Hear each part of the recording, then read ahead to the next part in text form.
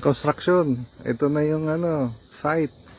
Ito na yung malapit na nating i-layout.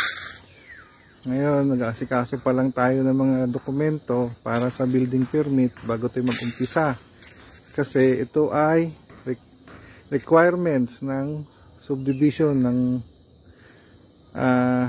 bago mag-umpisa. So ngayon, susundin natin ang kanilang mga requirements para makakaiwas tayo sa penalty. Ngayon, ito yon. Ang gagawin natin dito is 2-story with roof deck and a mini swimming pool.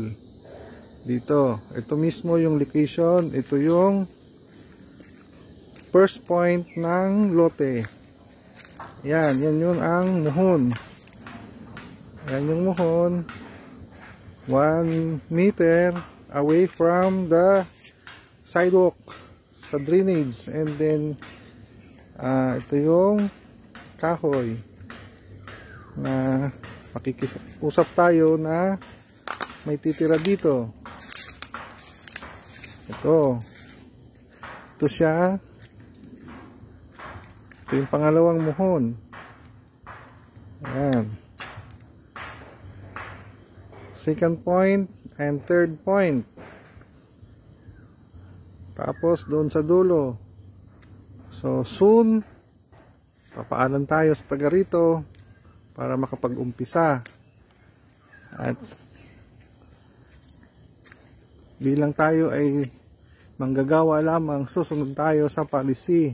Bilang isang engineer, dapat panatilihin nating maging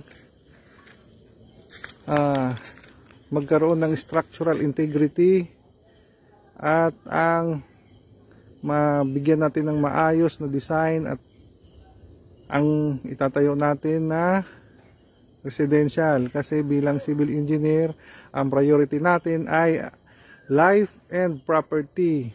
So ito yung construction. Ito yon. Ito ay 211 square meter